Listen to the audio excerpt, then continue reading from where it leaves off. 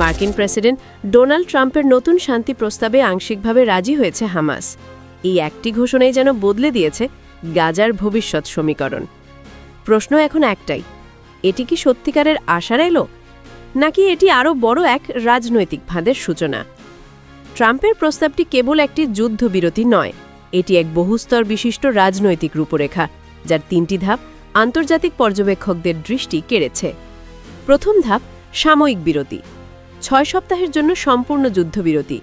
Israeli সেনারা জনবসতিপূর্ণ এলাকা থেকে সরে যাবে, হামাস মুক্তি দেবে নারী, শিশু ও অসুস্থ জিম্মিদের। বিনিময়ে ইসরায়েলও শত শত ফিলিস্তিনি বন্দীকে মুক্তি দেবে। দ্বিতীয় ধাপ স্থায়ী শান্তির আলোচনার সূচনা।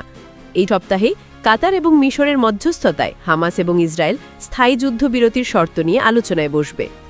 তৃতীয় ধাপ পুনর্গঠনের প্রতিশ্রুতি।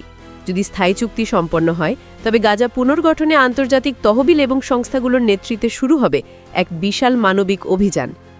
কাগজে কলমে এটি এক আশাব্যঞ্জক পরিকল্পনা, কিন্তু বাস্তব প্রশ্ন হল, এই কাঠামোর ভেতরে লুকিয়ে আছে কি আরও গভীর কৌশলগত উদ্দেশ্য?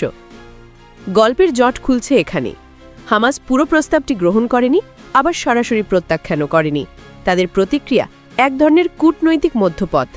হামাস প্রথম ধাপটি মেনে নিতে রাজি, অর্থাৎ সাময়িক যুদ্ধবিরতি এবং জিম্মি বিনিময়, কিন্তু তারা জোর দিচ্ছে একটি লিখিত গ্যারান্টির ওপর। ইসরায়েল অবশ্যই গাজা থেকে সম্পূর্ণ সেনা প্রত্যাহার করবে এবং ভবিষ্যতে কোনো সামরিক অভিযান চালাবে না। এই নিশ্চয়তা ছাড়া তারা স্থায়ী চুক্তিতে যাবে না। হামাসের এই সন্দেহ অমূলক নয়।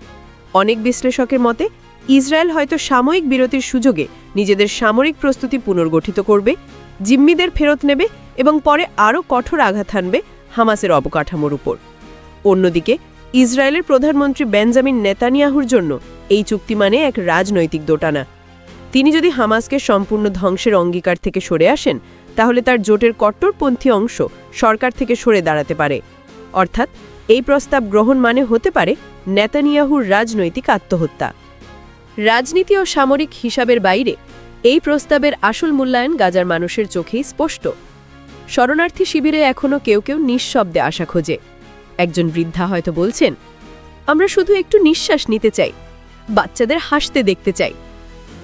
কিন্তু অন্যদিকে তরুণ প্রজন্মের মধ্যে গভীর সন্দেহ। তাদের বক্তব্য, এই চুক্তি যদি স্থায়ী না হয়, তবে এটি শুধু আরেকটি বিরতি, পরের ধাপে আরও বড় ধ্বংসের প্রস্তুতি। ফিলিস্তিনিদের দাবি আজ খুবই স্পষ্ট। তারা চায় স্থায়ী শান্তি, কেবল সাময়িক স্বস্তি নয়।